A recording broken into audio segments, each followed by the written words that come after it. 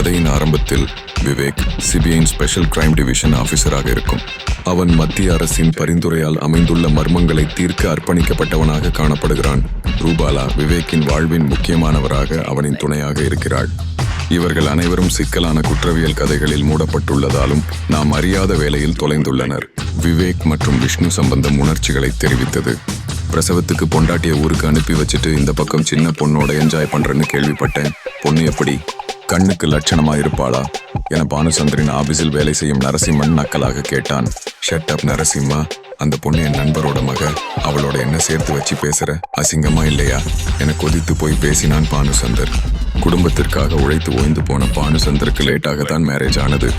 ஐஸ்வர்யாவை திருமணம் செய்து 2ஆம் பிரசவத்திற்காக அவள் ஊருக்கு சென்ற நிலையில் அவனுக்கு இப்படி ஒரு அவப்பெயர் ஏற்பட்டிருக்கிறது.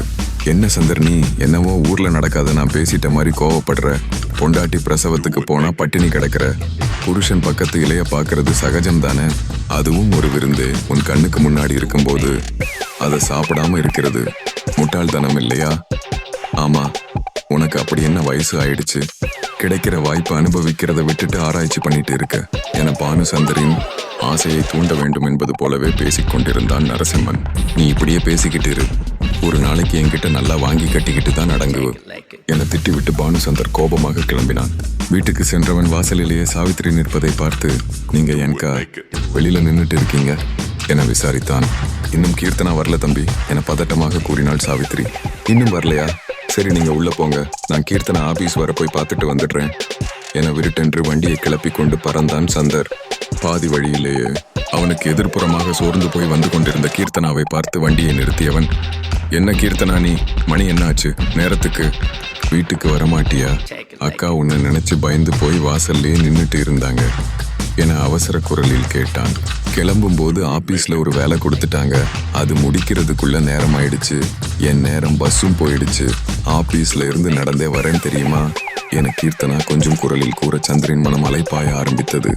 வேர்வையில் நனைந்திருந்த அவளின் அங்கங்கள் அவனை மேலும் கிளர்ச்சியூட்ட, நீ இப்போ எவ்வளோ அழகா இருக்குன்னு தெரியுமா என வாய் விட்டே உளறிவிட்டான். என்ன சொன்னீங்க என கீர்த்தனா திருப்பி கேட்ட போதுதான் எவ்வளவு பெரிய அபத்தம் செய்ய பார்த்தோம் என சந்திரன் புத்திக்கு உரைத்தது. அது ஒன்றும் இல்லம்மா, இப்படியே தினமும் நடந்தா வெயிட் போடாம இன்னும் அழகா இருப்பேன்னு சொன்னேன் என எப்படியோ சமாளித்தான். அட போங்க மாமா, நீங்க வேற, உங்களுக்கு எப்பவும் கிண்டல் தான். சரி சீக்கிரம் வண்டியை எடுங்க, எனக்கு ரொம்ப பசிக்குது என வேகமாக வண்டியில் ஏறிய கீர்த்தனா சந்திரை ஒட்டி உரசி கொண்டு உட்கார்ந்திருந்தாள். முதுகின் மேல் படும் கீர்த்தனாவின் அங்கங்கள் மேலும் அவனை சலனப்படுத்த, கொஞ்சம் தள்ளி உட்காருமா என்றான் தன்னை கட்டுப்படுத்த முடியாமல். அவன் சொல்வதை தவறாக புரிந்து கொண்ட கீர்த்தனா மேலும் அவன் புறமாக நெருக்கமாக அமர்ந்து கொண்டு, ரைட் போகலாம் என சிரித்துக்கொண்டே கூறினாள். சந்தர் மனதிற்குள் உருவாகி இருக்கும் சலனத்தால் என்ன விபரீதம் நடக்கப் போகிறதோ. சந்தர் நிலைமை புரியாத கீர்த்தனாவால் சந்தர் எல்லை மீறி விடுவானா? பானுசந்தரின் தடுமாற்றத்தை கீர்த்தனா அறிந்தால் என்னாகுமோ? இதை தெரிந்து கொள்ள கீழே உள்ள லிங்கை கிளிக் செய்யுங்கள்.